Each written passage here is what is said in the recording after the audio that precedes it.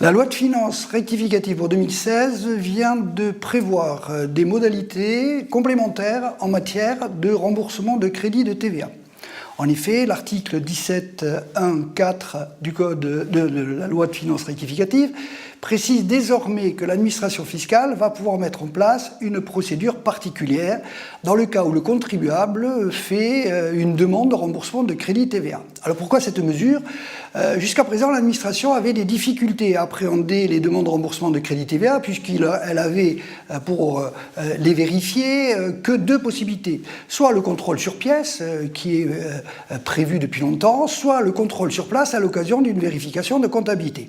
L'une ou l'autre des deux méthodes qui étaient envisagées n'était pas suffisante aux yeux de l'administration pour vérifier les demandes de remboursement de crédit TVA et éventuellement pour éviter les abus de style carrousel de TVA.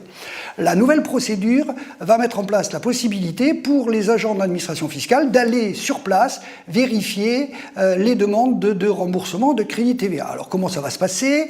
Les agents de l'administration fiscale vont envoyer à la société concernée un avis d'instruction du remboursement de crédit TVA. Les agents vont se déplacer au sein de l'entreprise pendant les heures d'ouverture de l'entreprise et pourront à cette occasion demander l'ensemble des documents justificatifs qui concourent à la réalisation de la TVA déductible qui est demandée en remboursement par le contribuable.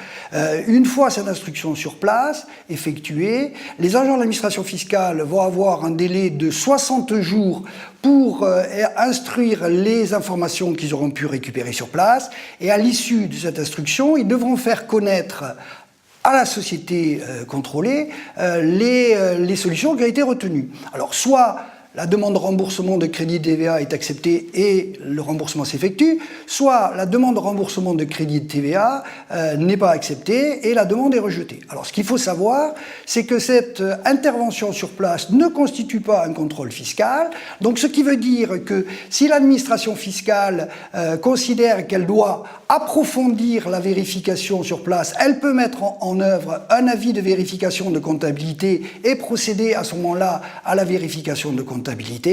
En outre, les agents auront accès à l'intégralité des documents qu'ils pourront demander en vertu de l'article L13F du livre de procédure fiscale. Donc ça veut dire que lorsqu'ils viendront sur place, ils pourront consulter tous les documents et emporter toute photocopie.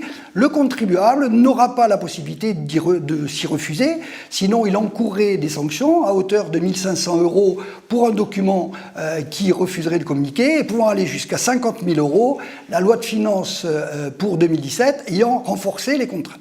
Donc, l'intervention à l'administration s'effectuant, elle doit se dérouler dans les 4 mois de la demande de remboursement de crédit de TVA et elle permettra effectivement à l'administration fiscale de vérifier qu'il n'y a pas d'abus ou de distorsion dans les demandes de remboursement de crédit de TVA présentées par les contribuables à compter du 1er janvier 2017.